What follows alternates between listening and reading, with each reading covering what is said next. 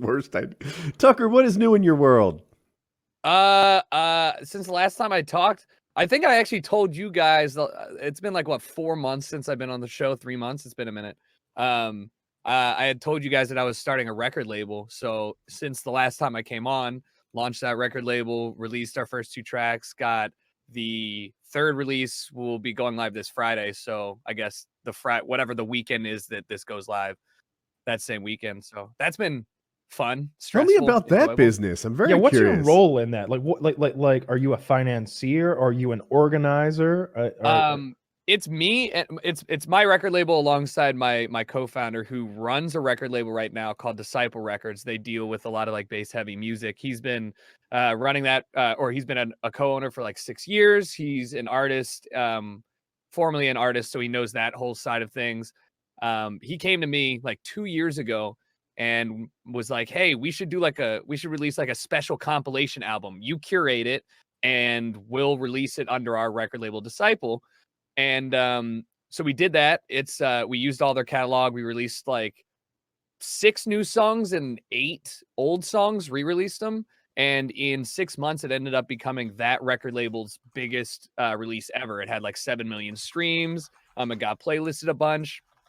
And he was like, "Holy shit, like this is incredible. We should try and see if we could do this on like a full record label scale." So I've been in the music industry, or I've been friends with people in the music industry, producers and musicians, for a long time, and it's been like my favorite thing to do when I'm not streaming or playing games is like go to music shows and listen to music and find new music. So it just kind of worked out well. So I handle, like, it's a very cohesive relationship. He's teaching me quite a bit about like the back end, how to get the music to where it needs to be, all the distribution networks, like contracts, etc. And then I'm using my front facing, persona and like network to be the driving factor for getting artists on the label and just providing like the different angle from, hey, this Atlantic Records wants to sign your track. They're gonna give you all this promo. Like that's like old record label thinking. It's like, hey, Mhm. sign with us, and we've got a rabid fan base of people that love to find new music, but they don't know where to look. So we're like spoon feeding it to the internet. So Yeah, that's really cool. how do you curate new music? I don't know if I even use that word right, but you're a tastemaker of sorts. That's part of your Yeah, role, no, right? that's pretty much like so I guess there's a couple ways you can go through a label, right? You can make a label that's around a specific sound. So maybe you want to make a rock music label or a electronic music label. Ours is an electronic music label. Bless you. There's obviously a ton of like Like, subgenres in there. It's a very broad umbrella that it covers all types of sounds and stuff. So what we're trying to do, what I'm trying to do is I just want to share the music that I like to listen to with people. So working with artists that I look up to, or friends that that I know are making cool stuff, or even just finding music on like SoundCloud or Spotify that people aren't listening to, and then saying like, "Hey, do you have anything more like this? Like, let us put it in front of the world because currently you're not enough people are hearing this." So yeah, wow. tastemaker is a kind of haughty taughty term for just like, Oh. I'm just trying to share some shit, you know? Huh. That's pretty neat. Yeah, Yeah. it didn't sink in when you said it last time, but is this become a big business for you yet? Like, do you think that this could be bigger than your streaming Oh, business?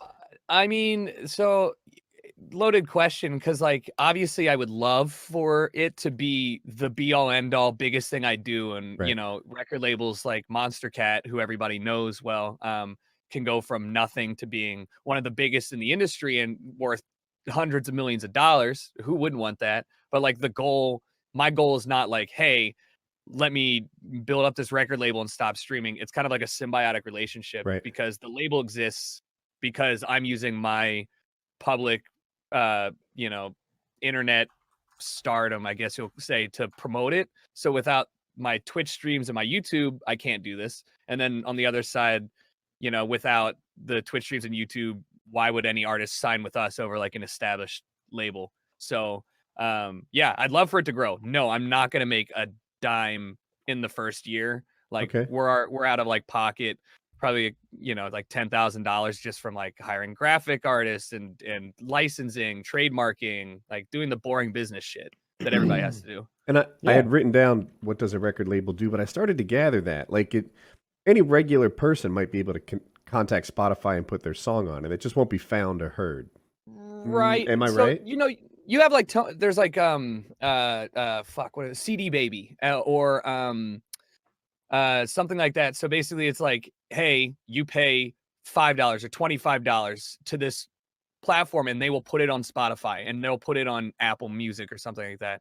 What a label really does is we put it out to like Amazon Music, Google Play, Tidal, Deezer, whatever platform you ever want it on.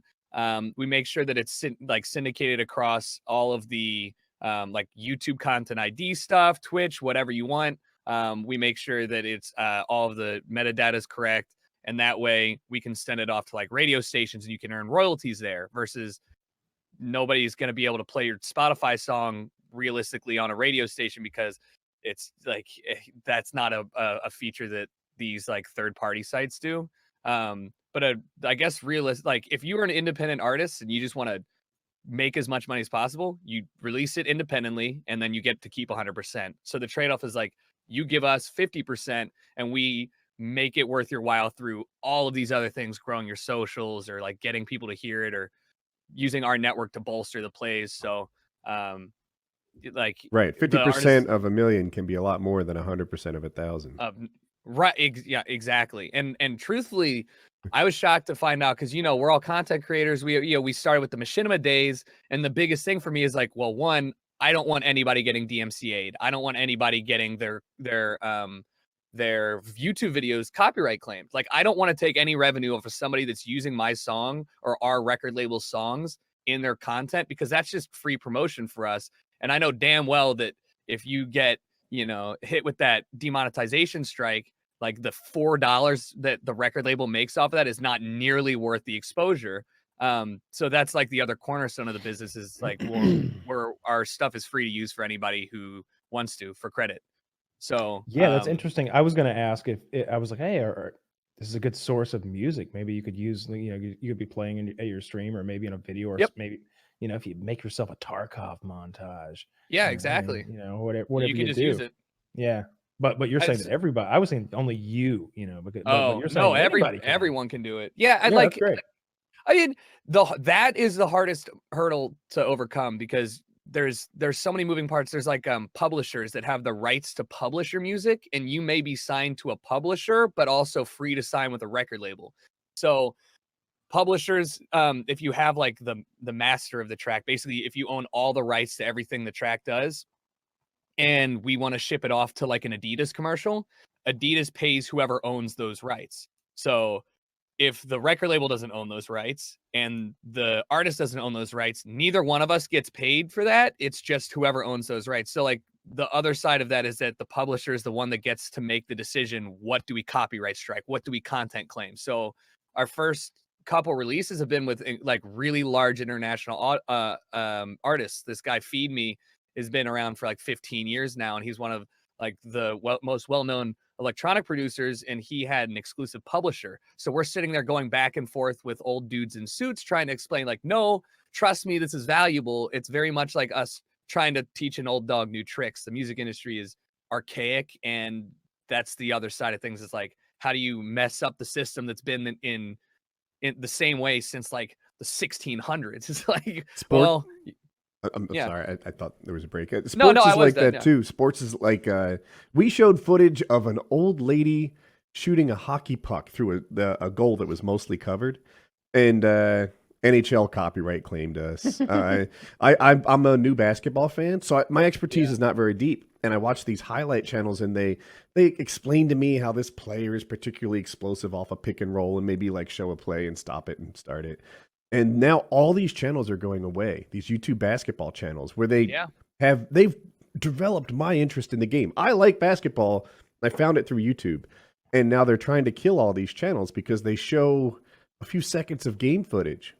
It's the same exact thing, and that's why you'll notice, I don't know about the basketball, but for the football side of things, they literally do it in like 3D rendering programs. It's like somebody drawing on a screen, and I'm like, well, I want to see the actual play. You're shit out of luck. That's why all of those UFC clips, all of those NFL clips, they're all on like Streamable or like some weird whatever the flavor of the month GIF upload website is, because those things get hit with content IDs and copyright takedowns, and then what's next? You know, They're missing it. Like I'm telling you, the things I watch where they explain why, you know, Harden backing off a jaw is interesting is not a game substitute. They're, you know, that 3 seconds of clip entices me to watch games. It doesn't make me not need to see them, and they have it all wrong. But yeah. So I mean, very like you get it. You get the whole idea of like trying to change up a system that is very heavy in the monetary side of things, and you're just like a small fish in the pond, and I'm just out here like, hey, my new record label, guys, like totally is gonna flip the script, but that's the goal. Got to start somewhere. So that's cool. Well, that's a neat thing to do. I wish you the best of luck and admire your Thank ambition. you. So go get some.